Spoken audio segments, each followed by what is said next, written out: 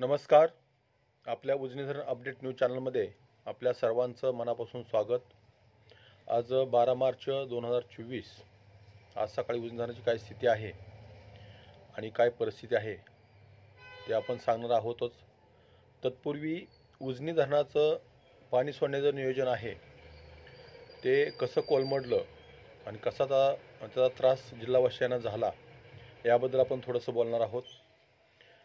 परवा रात्री 10 वाजता मेसेज आला की पहाटे 5 वाजता 1,500 क्युसेकनं पाणी सोडणार आहे, परंतु पहाटे 5 वाजता पाणी सोडलेलं नाही. त्या नियोजनामध्ये काही बदल झाला काय झाला मला माहीत नाही, परंतु ते रात्री 9:30 वाजता म्हणजे 5 वाजता पाणी सोडणारं ते 9:30 वाजता पाणी सोडण्याचं त्यांना पत्र आलं असेल किंवा मेसेज आला असेल किंवा मेल आला असेल. परंतु उजनी धरणाचं नियोजन हे कसं कोलमडलं आहे यावरून चित्र दिसतं. कारण बऱ्याच ठिकाणच्या लाईट बंद करण्यात आलेल्या आहेत पाणी सोडणार म्हणून. पंढरपूर, सांगोला, मंगळवेढा, सोलापूर आदी शहरासाठी पाणी सोडणार पहाटे 5 वाजता 1500 क्युसेक्सनं पाणी सोडणार म्हणून असा मेसेज आल्यानंतर आपणही तशीच बातमी दिली होती.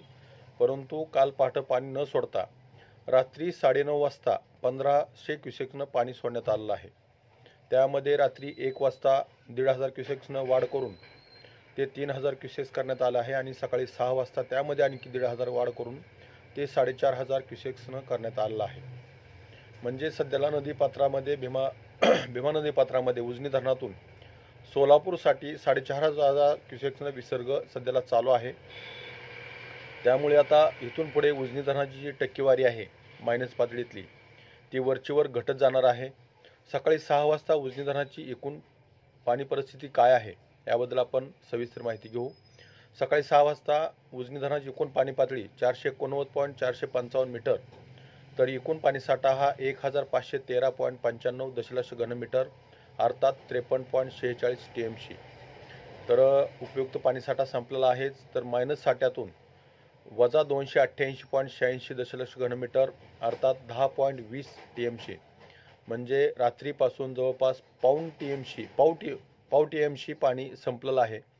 मायनस पातळी टक्केवारीत बघितलं तर काल 18.65 होती, ती आज 19.4% आले आहे.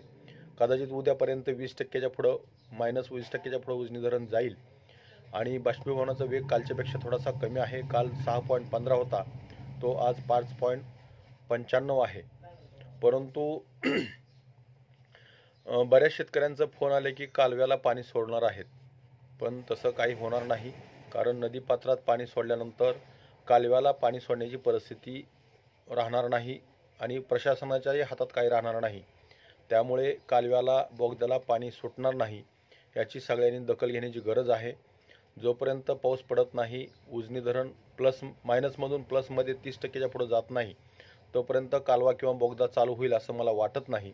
त्यामुळं अशाच उजनीच्या ताज्या घडामोडीसाठी, ताज्या अपडेटसाठी आपल्या उजनी धरण अपडेट न्यूज चॅनलला लाईक करा, सबस्क्राईब करा, शेअर करा आणि हा व्हिडिओ आवडल्यास आपल्या सर्वजणांना पाठवा. उजनी धरण अपडेटसाठी बेंबळेहून सिद्धेश्वर शिंदे. धन्यवाद.